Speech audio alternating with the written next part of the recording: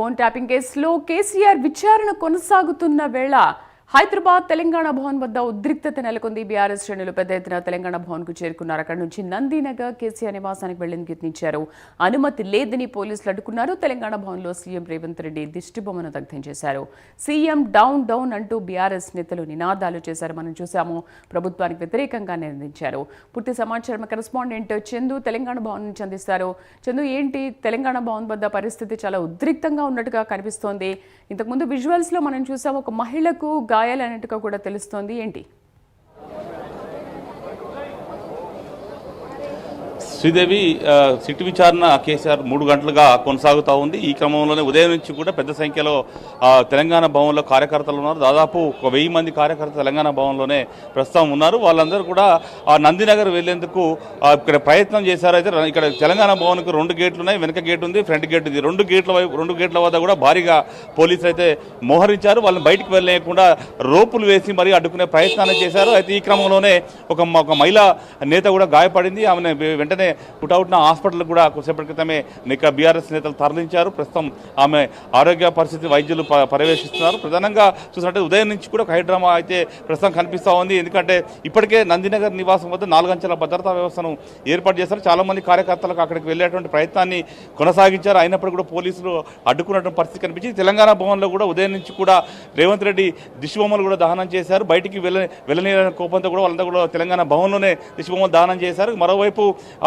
ఎమ్మెల్సీలు షంబీపూర్ రాజుతో పాటు దేశపతి శ్రీనివాసం మరికొంతమంది నేతలు సీఎం రేవంత్ రెడ్డి ఇంటి నివాసం ముట్టడికి బయలుదేరారు. వారిని గేటు వద్దనే అడ్డుకున్నారు. దీంతో కొంత ఒక ఉద్రిక్త వాతావరణం అయితే ప్రస్తుతం ఇక్కడ కనిపించింది. కాసేపటి తర్వాత మళ్ళీ పోలీసులు అయితే వాళ్ళని బయటికి వెళ్ళనివ్వలేదు. వాళ్ళని మళ్ళీ లోపలికి పంపించారు. ఈ క్రమంలో మొత్తం ఉదయం నుంచి కూడా కార్యకర్తలు అయితే పెద్ద ఎత్తున ముఖ్యమంత్రి రేవంత్ రెడ్డికి వ్యతిరేకంగా నినాదాలు అయితే కొనసాగిస్తున్నారు. ప్రస్తుతం మనం తెలంగాణ భవన్లో చూడొచ్చు, భారీ ఎత్తున కార్యకర్తలు అయితే ఇక్కడ ఉన్నారు. వాళ్ళందరూ కూడా ఉదయం నుంచి కేసీఆర్ విచారణ ముగిసేదాకా ఇక్కడే ఉంటామని కూడా వాళ్ళందరూ కూడా ఉన్నటువంటి పరిస్థితి తెలంగాణ భవన్లో మనకు చాలా స్పష్టంగా కనిపిస్తూ ఉంది. ఎందుకంటే ఇప్పటికే ఈ సిట్ విచారణ సంబంధించి అన్న అంశాన్ని మాత్రం బీఆర్ఎస్ చాలా తీవ్రంగా పరిగణిస్తోంది. ఎందుకంటే ఒకవైపు హరీష్ రావు, కేటీఆర్, సంతోష్ రావును విచారణ చేశారు. ఆ సమయం కంటే కూడా కేసీఆర్ను విచారణకు పిలవడాన్ని మాత్రం బీఆర్ఎస్ కార్యకర్తలు తట్టుకోలేకపోతున్నారు, జీర్ణించుకోలేకపోతున్నారు. ఎందుకంటే రాష్ట్రానికి 10 ఏళ్ల పాటు ముఖ్యమంత్రిగా చేసినటువంటి వ్యక్తి, ఉద్యమ నేతగా ఉన్నటువంటి వ్యక్తిని సిట్ విచారణ పేరిట వేధిస్తున్నారు. ముఖ్యంగా కేసీఆర్ను తీసుకొని సిట్ విచారణ చేస్తున్న ఈ పద్ధతి సరైంది కాదు అన్నటువంటి అంశాన్ని కూడా వాళ్ళంతా కూడా వ్యక్తం చేస్తున్నారు. చాలామంది నేతలు అయితే తెలంగాణ భవన్లో కూడా ఉన్నటువంటి పరిస్థితి కనిపిస్తుంది. ప్రస్తుతం కొంతమంది నేతలు ఉన్నారు, వారితో కూడా మాట్లాడే ప్రయత్నం అయితే కొనసాగిద్దాం. కొంతమంది బీఆర్ఎస్ పార్టీ సంబంధించిన సీనియర్ నేత మన్నే గోవర్ధన్ రెడ్డి కూడా ప్రస్తుతం మనతో ఉన్నారు. గోవర్ధన్ రెడ్డి, చెప్పండి, సిట్ విచారణ 3 గంటలుగా కొనసాగుతుంది. ఇంకా దీనిపై ఏం చూస్తారు? ఇది కావాలని చేసింది కదా, దాని మీద ఆధారాలు లేవని తెలుసు, దానివల్ల ఏం ఉపయోగం లేదని తెలుసు. కావాలని కేసీఆర్ గారిని బదనాం చేయాలని, కేసీఆర్ గారిని ఇబ్బంది పెట్టాలని, కేసీఆర్ కి బురద జల్లాలని, కేసీఆర్ కి ఇంత బసగా అంటియాలని చెప్పి ఉద్దేశం తప్ప ఇంటెన్షన్ చేస్తున్నది కాబట్టి దాంట్లో ఎలాంటి ఆధారాలు లేవు. ఇంకా 3 గంటలు కాదు, గతంలో చూసిన హరీష్ రావు గారిని, కేటీఆర్ గారిని దాదాపు 7:30-8 గంటలు పెట్టిన విచారణ పేరు మీద కూర్చోబెట్టిన సందర్భం ఉంది. ఇప్పుడు కూడా అట్లే చేస్తున్నారు. కాకపోతే 65 సంవత్సరాలు పైబడిన సుప్రీంకోర్టు గైడ్లైన్స్ ప్రకారం 6:30 తర్వాత విచారించాల్సిన అవసరం లేదు. అయినా కూడా ఫిర్బీ కూర్చోబెడుతున్నారంటే దీన్ని బట్టి కేవలం గుంపు మేస్త్రి రేవంత్ రెడ్డి గారు ఇంటెన్షన్గా చేస్తుందే తప్ప దీంట్లో ఏమి పసలేదని తెలుసు. అసలు కేసీఆర్ గారికి ఫోన్ ట్యాపింగ్ సంబంధం లేదని పదే మొత్తుకుంటున్నా కూడా ఇంటెన్షన్గా కేసీఆర్ గారిని పిలవడం జరిగింది. అందుకే తెలంగాణ యావత్ సమాజం మొత్తం దీనికి వ్యతిరేకిస్తుంది. మేము కూడా ఖచ్చితంగా దీన్ని వ్యతిరేకిస్తున్నాం. రేవంత్ రెడ్డి గారు, మీరు 6 గ్యారెంటీలు ఎక్కడ పోయినాయి? ఫస్ట్ మీ 420 హామీలు ఎక్కడ పోయినాయి? పెద్దవాళ్ళకి ఇస్తాను 2,000 రూపాయలు పెంచారు, 4,000 రూపాయలు పెంచారు ఎక్కడ ఉంది? కళ్యాణ లక్ష్మి, షాదీ ముబారక్ దాదాపు 1,00,000 రూపాయలతో పాటు తులం బంగారు ఇస్తాను, అది ఎక్కడ పోయింది? రైతు బంధు ఎక్కడ పోయింది? రైతు రుణమాఫీ ఎక్కడ పోయింది? 100 రోజుల టార్గెట్ నువ్వే పెట్టుకున్నావు కదా, ఆ టార్గెట్ ఎక్కడ పోయింది? దాదాపు 700 రోజులు పైచిలికి అయింది. ఇంతవరకు ఎక్కడ కూడా ఏ చిన్న పని చేస్తారు తెలంగాణ సమాజానికి? నువ్వు ఇచ్చిన ఏదైతే ప్రతిపక్షంలో ఉన్నప్పుడు ఇచ్చిన హామీలు, ఎలక్షన్లు ఇచ్చిన హామీలను ఒక్కటంటే ఒకటి కూడా ఇంప్లిమెంట్ చేస్తలేవు. ఇప్పుడు మేము పదే అడుగుతున్నాం. మీ బొగ్గు స్కామ్ గురించి మా హరీష్ రావు గారు, కేటీఆర్ గారు పదే మీరు ప్రస్తావించి మీ అవినీతిని ప్రజలకు తీసుకుపోతున్నారు. దాన్ని తట్టుకోలేక నువ్వు ఇలాంటి డైవర్షన్ పాలిటిక్స్ చేస్తున్నావు. నీ దావోస్లో దాదాపు 10 రోజులు 12 రోజుల నుంచి నడుస్తుంది. అక్కడి నుంచి ఎన్ని లక్షల కోట్లు, ఎన్ని వేల కోట్ల రూపాయలు తెస్తున్నావో ఒకసారి చెప్పాల్సిన బాధ్యత. అవన్నీ కప్పిపుచ్చడానికే పొలిటికల్ డైవర్షన్ కొరకే ఇలాంటివి చేస్తున్నావు. దీనివల్ల ఎలాంటి పసలేదు, దీనివల్ల ఏం ఉపయోగం లేదు. కేసీఆర్ గారు తన ప్రాణాన్ని సైతం లెక్క చేయకుండా తెలంగాణ రాష్ట్రం తీసుకొస్తే తెలంగాణ సాధకుడి మీద, తెలంగాణ ఉద్యమకారుడి మీద, తొలి ముఖ్యమంత్రి మీద ఇట్లాంటి పిచ్చి అభాండాలు చేస్తావా? కేసీఆర్ నిప్పు, కేసీఆర్ ఒక శక్తి. కేసీఆర్ గారు నిప్పు లాంటి ఎలాంటి చిన్న తప్పు పని కూడా చేయలేదు. 14 సంవత్సరాలు నిర్విరామంగా ఎంతమంది తెలంగాణ రాదని చెప్పినా కూడా పట్టువీడు విక్రమార్కులాగా పనిచేసి తెలంగాణ తెచ్చుతున్నాను అని చెప్పి కేసీఆర్ తెచ్చు అని చెప్పి తెలంగాణ తీసుకొచ్చిండు. వచ్చిన తెలంగాణని 10 సంవత్సరాలు దేశంలో నెంబర్ రాష్ట్రంగా తీర్చిదిద్దిండు కేసీఆర్ గారు. ఒక్కరోజు కూడా పని చేయకుండా ఉండలేదు.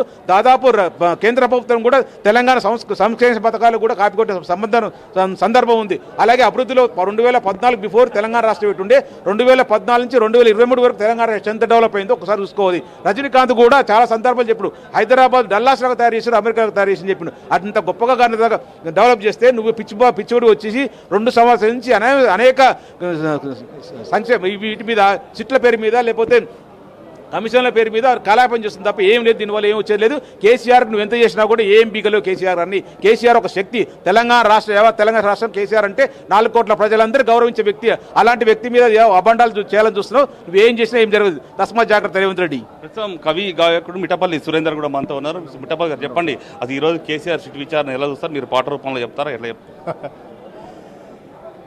ఫస్ట్ రేవంత్ రెడ్డి గారికి, కాంగ్రెస్ ప్రభుత్వానికి ఒక సూచన చేయాలి. మీరు మంచి పని చేసిరు. నిద్రావస్థలోకి పోతున్న తెలంగాణని కేసీఆర్ సార్ను మీరు తాకే ప్రయత్నం చేసి మళ్ళొకసారి మేలుగొల్పి మంచి పని చేసిరు.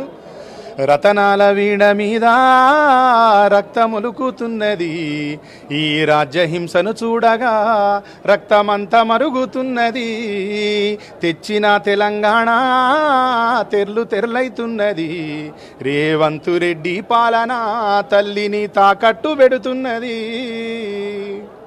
అభివృద్ధి జరపమని అధికారం నీకిస్తే అక్రమమైన కేసులు పెట్టే ఆలోచనకు పోతున్నావు.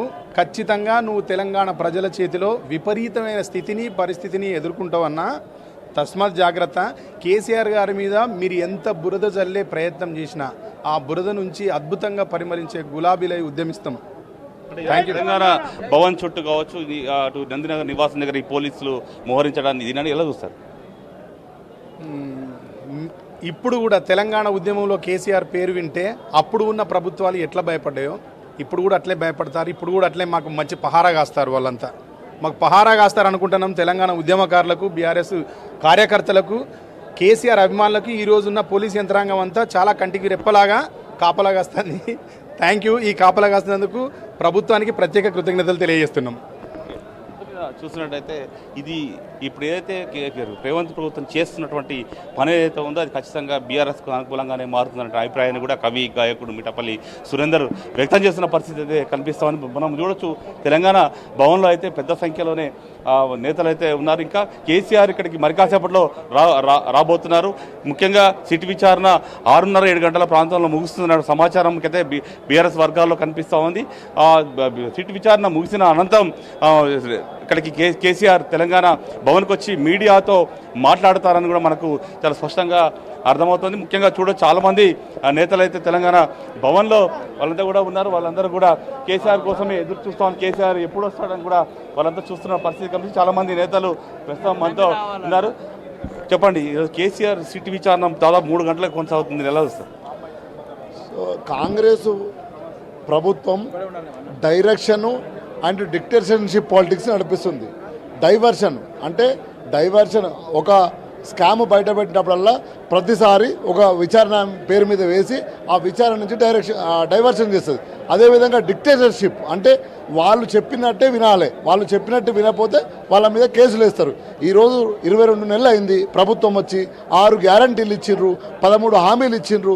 ఒకవేళ సిట్టు విచారణ జరిగితే దేని మీద జరగాలి? నువ్వు ఇచ్చిన 6 గ్యారంటీల మీద జరగాలి. మా అవ్వయ్యలకు 2000 నుంచి 4000 ఇచ్చిన పింఛన్ ఇచ్చినావా, దాని మీద జరగాలి. తులం బంగారం మీద జరగాలి. మా కౌలు రైతులకు, కౌలు కూలీలకు ఇస్తారన్న దాని మీద జరగాలి. రైతు రుణమాఫీ మీద జరగాలి. రైతు బంధు మీద జరగాలి.